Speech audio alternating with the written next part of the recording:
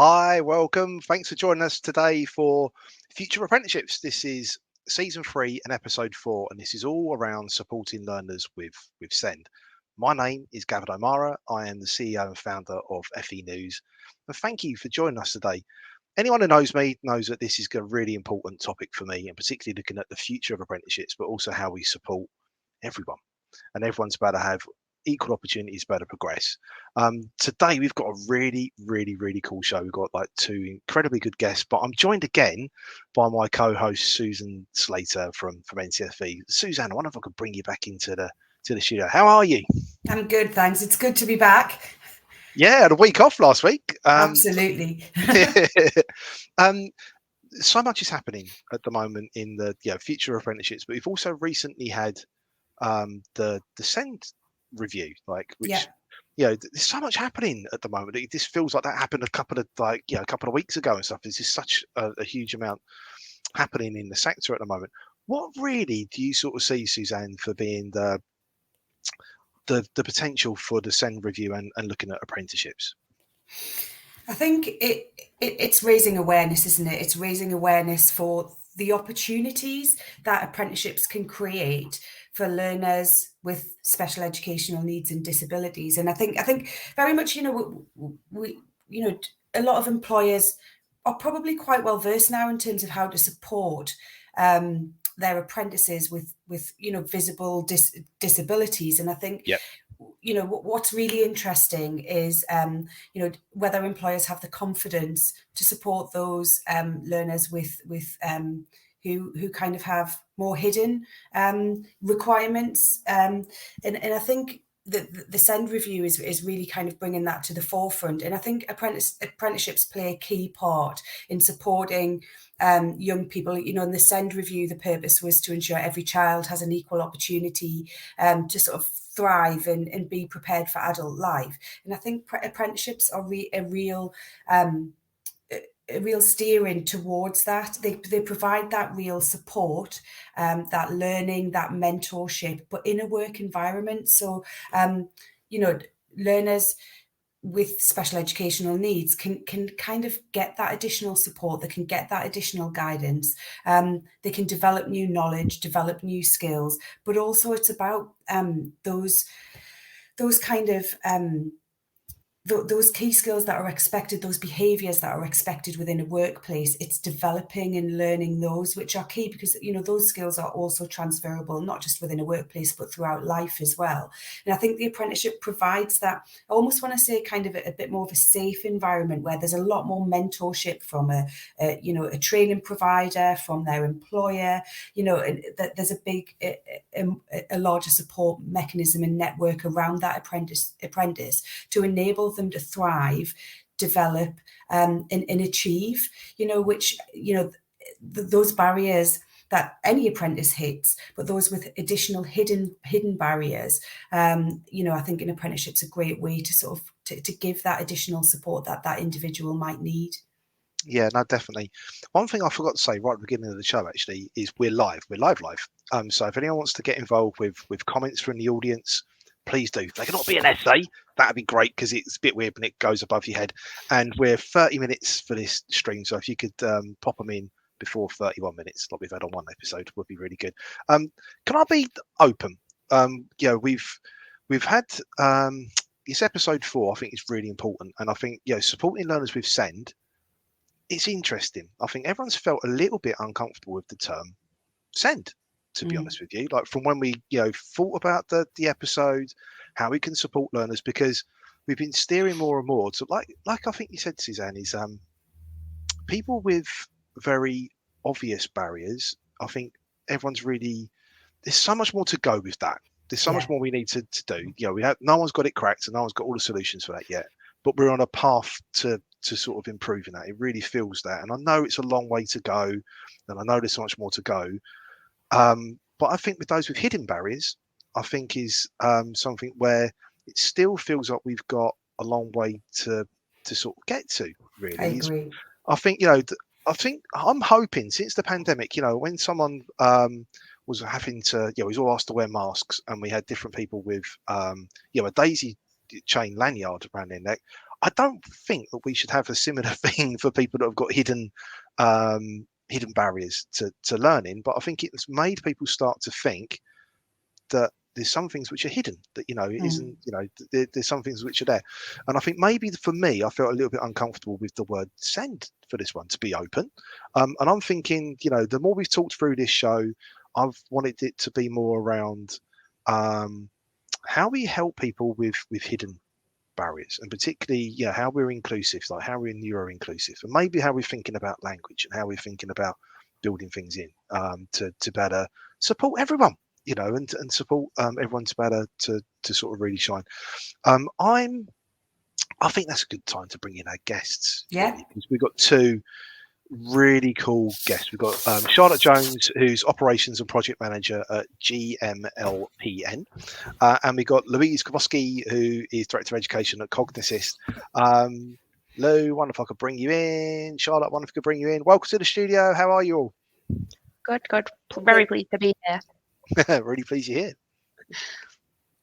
Suzanne, I didn't know if you wanted to kick it off, because I know that we got a whole bunch of questions for you, like Lou and Charlotte. So I think there's some really interesting pointers, and for everyone that Charlotte has done some really interesting work with enabling autistic adults into apprenticeships as well. And I wanted to sort of maybe share some stats on that a little bit. But Suzanne, I don't know if you wanted to kick it off at all.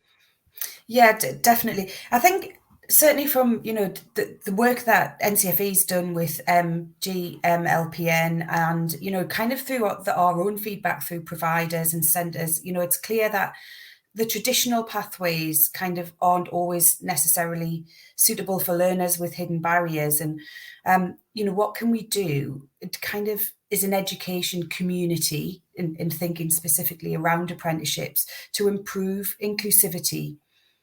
I'll put that maybe to Charlotte first, if you don't mind. Yeah, of course. So I think the learnings from the project, we found some practical tips that both training providers and employers can really take away and use. Some of our individuals that have been referred have communication passports, so that's something that an individual can create themselves that really details their learning needs, but not also that, talking about strategies to be able to overcome them in the workplace. So I think having that clear message from the individual at the get-go saying, I really understand my needs, this is what I can do to be able to overcome them, but this is what you as a potential employer could support me with. I think that is something that is definitely worth looking at, but it's also empowering them to do that. I know we talked about language just before I joined on the call, and not everyone wants to go to an employer and say, look, I have this learning difficulty, whatever it is. And I think there's a piece of work around empowering those individuals to really kind of own what the needs are and how they can manage it, but also focus on the benefits that they bring to the organisation. So I think that is a massive piece of work in terms of that language and barriers to the misconceptions around learning and SEND learners. Yeah, I think it's really interesting, what you touched on there as well, about individuals who don't really want to take that to an employer. And do you think that we've still, are still in a situation where they might be afraid to do that because of how they may be judged and, by the employer, and that may affect their opportunities with that employer? Yeah, definitely. I think some referral agencies, we've had feedback from some individuals where they're being actively told not to kind of state up front what the learning difficulty is. So I think, like I said, there's just a huge piece of work that needs to go on around that empowerment of individuals and making sure that they are confident in being able to say, look, I do have this learning difficulty, but I can bring X, Y, and Z to your business. And if you support me in this way, it'll benefit us both, really. Yeah. Do you know what, Charlotte? That's the point, isn't it? Because this is it's two-pronged. So it's the learner and the support they require, but it's also a culture change on the employer's part, because an employer shouldn't be afraid to encourage all types of diversities to apply and be supported correctly in employment. Yeah, 100%. Yeah, 100%.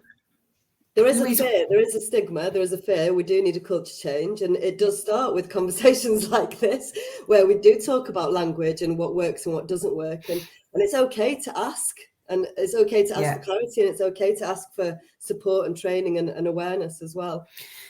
I do think that there's maybe an element of fear from an employer perspective in terms of, okay, I want to be inclusive, but how can I make sure that this individual, what can I do to make sure that this individual thrives within my kind of work environment?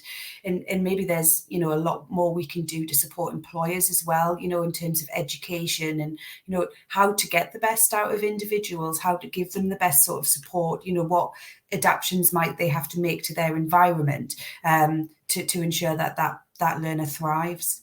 And also, Suzanne, having a neurodiverse individual as part of your network, ask them. They will influence your processes. They will improve things. To have that on the inside is so powerful. Definitely. I think employers are the key point. So with an apprenticeship, they may only be there for the time of the apprenticeship. Obviously, ideally, we would want them to stay with that employer. But if you're changing the culture of the employer, that is a legacy that will continue. It won't just be for that one apprentice. It'll be for any neurodiverse or whatever it may be within that organisation. So, I think employers are definitely the key part to it.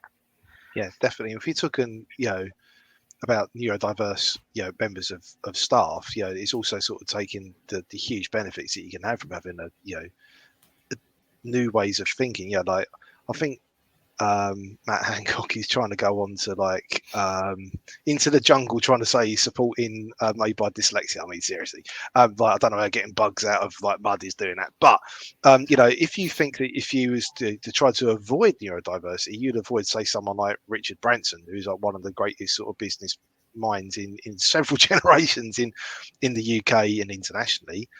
You think it's got to be a cultural change around how can we embrace everyone, because everyone's got strengths. We're going through a time of mass, real difficult times of employing people. Who knows if that's going to flip soon with what's happening with the economy? But it's bonkers. I wanted to talk to you, Charlotte, about GMLPN, because you did a pilot with NCFE around autistic individuals.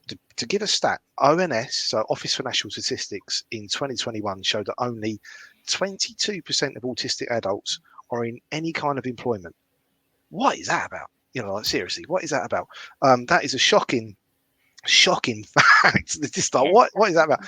So maybe if you could explain the situation and what you did and the findings, Charlotte. I mean, that'd be really cool, because 22% of autistic adults in employment. Seriously, what is that about? So, how can we sort of address that? Yeah, of course. I think we did a lot of research with different providers, employers, and referral agencies at the get-go of the project. And one of the things was around confidence and having that lack of confidence in kind of employing or supporting or even talking to an individual about their diagnosis. So confidence, I think, is a big thing, as well as employers. We found that a triangulated support really, really helps. I think, Suzanne, you said about apprenticeships being a safe space. They've got that training provider who will be providing additional support all throughout their apprenticeship. So that obviously massively helps. But also we got buy-in from the referral agency at the get-go. For autistic individuals, some autistic individuals, they don't like meeting new people. They don't like they like building trust and relationships. So having that referral agency, being involved in the get-go, they kind of already one step ahead. They've got that trust already with the referral agency. So then when they're bringing the provider in or the employer, they kind of already started the process. They know they've got some sort of relationship. So I think triangulated support of the provider, the referral agency, and the employer is really, really vital. But also bringing in the parents as and when relevant for the individual. Not every individual wants the mum and dad to be on every call or whatever it may be, but I think we found some parents of SEND individuals want to be involved in everything. So I think there's a balancing act, as well as kind of involving parents within that conversation. One of the main aims of the project was we kind of picked up that confidence of supporting individuals, and we thought we really need to upskill and support our training providers, our employers, and referral agencies for this project to be able to work. We can't just send autistic individuals into training providers if they're not confident themselves in doing it. So we've developed some toolkits, and what we've done is launched an autism and apprenticeship online community through the Cash alumni platform.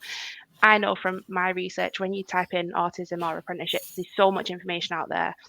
You can't sit and scour Google for 20 pages to find the answer to what you need, and we know that those in education are time poor, so that online community is kind of a safe space to put resources, share case studies, look at best practice, deliver events. Louise and Cognisist have delivered a few events on there, so really it being a one-stop shop to find out more information about autism and apprenticeships.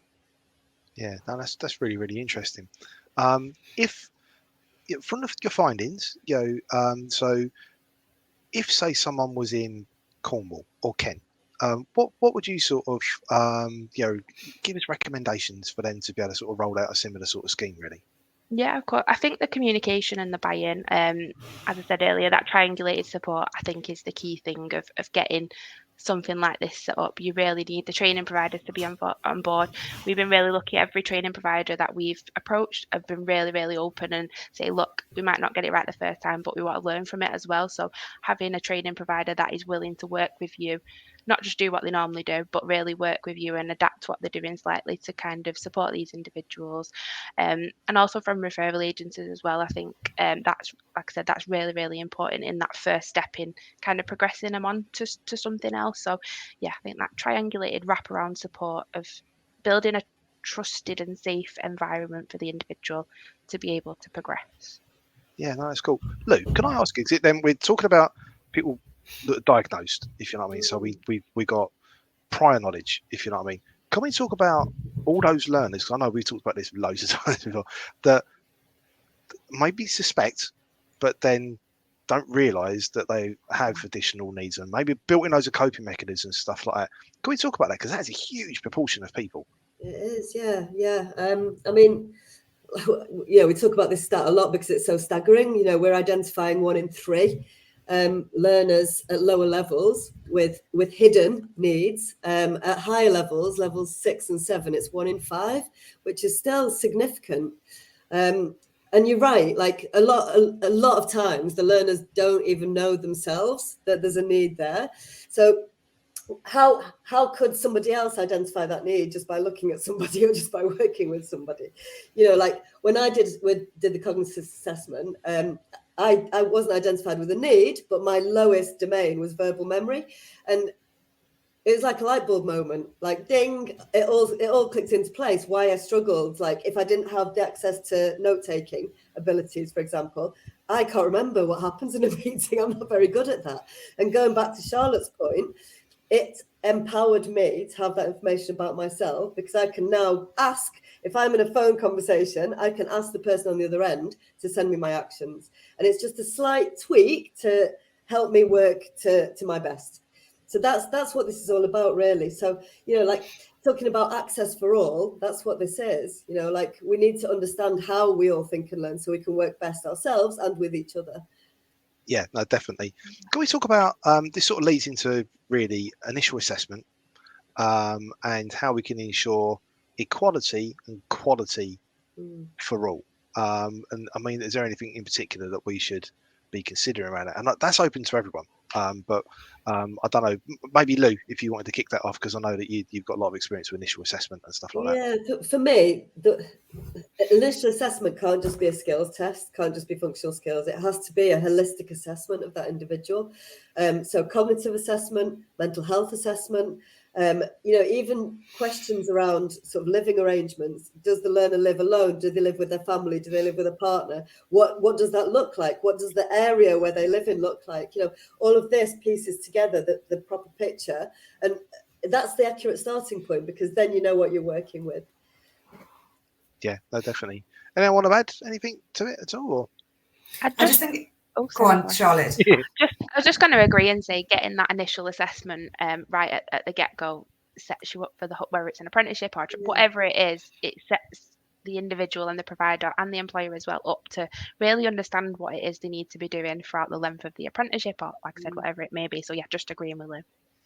Yeah, I think it's really interesting, Lou, and agree with absolutely everything that you've said. It's about that full picture that really enables to give that full level of support. I think, and I speak from experience of working within FE, working within a college in quite a deprived area. The staff, a lot of the time, even if they were provided with that information, may not actually know what to do, you know, with that information and what sort of support mechanisms they need to put in place. And I think that, again, that's something we really need to look at, and, you know, in terms of educating the educators on 100%. how to best support. And I think, you know, there's more awareness around this now, and I think a lot of, you know, teachers and educators are seeking this information themselves because they truly want to support these individuals. They truly want, you know, them to achieve and maximise their potential, but sometimes aren't quite sure when they're faced with some of the challenges, you know, that these individuals may bring to them, exactly what to do. Yeah, no, definitely. I think, can I just bring in as well, I want to go into that in a lot more detail in a minute, actually, because you made a really, really interesting point. But Nigel has made a really interesting point around really English and maths, but I get the point, Nigel, and thanks for the comment and stuff around, surely we've got to be able to help train, educate people, but how, if we know how their brain works, then surely we can understand and help equip someone to, you know, if we know their learning learning style is wrong term, but what helps them to about, like Lou, you know, for you need to better, you understand about action points for, you know, like what do you need to know for around sort of you know, taking things from verbal cues, and how do you then jot things down if you can't take notes? And I think, you know, surely this should be done early on, shouldn't it? You know, that we should be equipping the learner then progress with learning, then surely. So Nigel, yeah, I 100% agree with what you're saying there. Why? why isn't this done earlier? You know, and you know, like, so a difficulty with maths, for example, may not actually be a numeracy difficulty. It might be a visual perception difficulty. So if that information is presented verbally, the learner can do maths. So it's, you know, when people say, "Oh, I can't do maths, you know, is beyond me," that's not true. It's just not packaged in the correct format for that type of brain. So yeah, everybody needs to understand how they think to better learn. Yeah, no, definitely. Suzanne, I think you made a really interesting point, educating the educators. Anyone got any thoughts on that at all, around how we could equip leaders to equip their staff go up the other way, how to equip their leaders, because it's all about the learner. How do we help every learner to be able to get the maximum out of them? How do we educate educators with thinking around neuro-inclusive, SEND, very obvious sort of barriers, but also those hidden barriers? How can we help all educators to be able to get the maximum out of their learners? I think that is, like I said, that second aim for us around really supporting the training providers to be able to support the individuals. That online community where we started, it's not everything, and we're not saying it is everything, and there's more that we can do. But I think that is a good space that we can start putting all this information on, putting these resources. As I said, people in education are time poor. They've not got they might want to sit and find the answer to something, but they might not have the time to sit and spend, as I said, 2 hours on Google. So having something that is easy accessible, I think, is really, really important for them. And like you said, they know where to go for the answer. They know if they've got a question, they know who to ask, that kind of thing. Just making it easier for them, because like I said, they don't have a huge amount of time to be able to find this extra information out, really. I think there's something Louise touched on before as well, which is having the confidence to ask the individual, you know, and having that honest conversation about, you know, we've assessed all of these things in terms of, you know, your social situation, you know, kind of your academic ability, you know, or mental health, and having the confidence to actually have that conversation. Because I think sometimes as an educator, you know, you think, oh, I don't, should I mention that? Should I not mention that? And I think it's about being able to have that open conversation. And what you said, Louise, about having it with the individual to say, you know, we recognise and have identified all of these factors. What can we do? You tell us what we can do. But I definitely think there's a fear around doing that, a fear of, you know, maybe upsetting someone or hurting someone's feelings, or maybe crossing the line in terms of, you know, that conversation. And I think that's something that, you know, it's really sensitive. But I think we, as probably educators, need to have more confidence to do. And I think the learners would probably appreciate that conversation and that, you know, support. Absolutely. And that talks to equity, doesn't it, over equality? You know, equality, Gavin, we've laughed about this in the past, like how many dyslexic students have come to me waving a yellow overlay because that's just what is given to you if you're dyslexic. And like, nobody bothered to ask that person, does colour actually change anything when you're reading? And if so, is there a specific colour that works? Like, it's just like, here, have a yellow overlay, off you go. Yeah. So equality is, you know, a step, but equity is what we're aiming for sure. Yeah, and it's excellence, isn't it? Really, is what we're aiming for. Do you know what I mean? Like, how can we provide an excellent learning environment and situation for a learner? Because then we're making them a lifelong learner, aren't we? Then they're going to come back to the provider, they're going to come back to the organisation, they're going to come back to, and you're just developing that relationship overall, aren't you? I think we've also touched upon it, but Suzanne, I don't know if you want to ask this actually, but you know, there's the whole thing around the National Autistic Society report, and I think that's interesting because it particularly showed that 60% of employers were worried about getting support for an autistic employee wrong, rather than right. Do you know what I mean? That's interesting. I know you've worked a lot around that, so I didn't know if you wanted to sort of throw the question out there, really. Yeah, I mean, it's just around how can we tackle this? You know, employers are saying that they're worried about getting it wrong. And I think there's an element within educators as well, worried about getting it wrong. You know, how do we tackle this sort of head on and give employers and educators as well more confidence? Yeah, Charlotte, do you want to? Sorry. I think like there is that fear. You don't want to upset people. You don't want to make them feel uncomfortable. But I think what we found is that it doesn't necessarily matter if you get it 100% right the first time. I think the individual would appreciate it more if they can see that you try and you're working with them to try and find a solution. So whatever it may be. But there's that fear of employers thinking they need to get it 100% right the first time. But I think really it's more about working together with the individual, regularly reviewing the needs and saying, right, well, last month we said we'd try this. Is this working? What else can we do? And it being an ongoing discussion as well. So yeah, I think there's definitely a fear of, like I said, thinking of you need to be 100% right the first time when that's probably, in reality, that probably won't happen for an employer who may have not worked with a neurodiverse individual before, especially. Yeah. Louise? You know, this is all evolution. Like, we're never going to get to the finish point, to the end point. So we started this conversation talking about language and how, you know, we don't feel comfortable with the terminology send anymore, you know, like, so that is evolved. That's, you know, that's steeped in legislation in the past, but so we have to use it. But things are evolving, the conversation is evolving, and, you know, support is evolving, what people need is evolving. So we need to keep communicating and keep asking individuals what they need and what we can do better. Yeah, no, definitely. And I think it's a lot of this is also talking about communication, isn't it? You know, like communicating with learner, communicating with educator. We're nearly at the end. But I just want to throw a question out there, really. There's a term in sort of in the digital space which is sort of come out, and people have understood why it's more important after the pandemic, because we think of digital with user experience and thinking how things are designed so as it works on a mobile, say, really well, so as it's not taking up loads of data, or it sort of loads really quick on a machine for everyone to be able to utilize. Do we need to be thinking around the user experience and language and neural inclusivity with what we're doing with how we present materials for educators to make it easier for them, how we make it easier for learners to be able to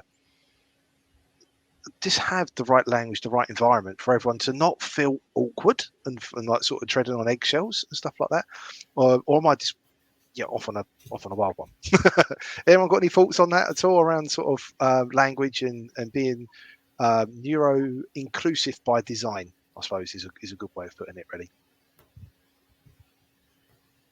Or not? No, I think definitely that language and that creating the environment, especially for autistic individuals through the project, that trust and feeling that you are in that safe environment is really key. So without that, they're probably not going to get the best outcomes for themselves in the learning or with their employer. So yeah, I definitely think that's something that needs to happen. Charlotte, did you come across anything within your findings where you felt that the learning material that was available for the learners or for the providers, was that suitable, or would that have benefited from being adapted or, you know, changed? So we ran Ambitious About Autism ran a really, really useful webinar about how providers can just make small changes to forms that individuals need to fill in. So I think providers definitely need to go back and look at what forms they're giving out, whether it's online or paper or whatever format they're in. But yeah, that was a really, really beneficial webinar to the members and the providers that are involved in the project, about just taking a step back and not just using it because that's what you use, but really thinking about the learner at the end and how they perceive and use that resource. So yeah, definitely. Lou, any thoughts? Yeah, you might be putting up barriers through non-accessible resources without even realizing. So when we talked about that statistic of 22%, one of the barriers to that may be that neurodiverse individuals can't actually get over the first barrier of the website, for example, or a job description. So you need to start right at the beginning to attract neurodiverse talent. Yeah, no, definitely. If you could have one wish, one dream, what would you want to see around sort of addressing how to support more SEND learners, or is it language, or is it neuro-inclusivity? What would the one thing you'd want to see? Suzanne, what would you want to see? Well, my point, I think we're already seeing it with the work that Charlotte's done, and to be honest, a lot of the work that Louise does as well. We're starting on that journey, so for me, it's seeing that work being more widely accepted and used. The toolkits that you were talking about, Charlotte, Louise. The assessments that Cognisys provides. It needs to be more widely used across the whole education community, and starting, in primary. Primary students need to understand what, how they learn and how they, what tools they need to improve their learning. Yeah, no, definitely. Charlotte, what would you want to see?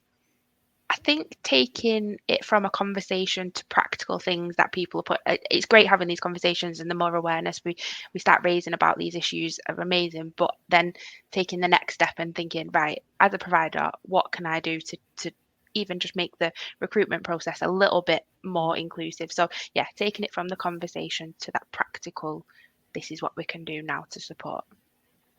And mine's a combination of the two.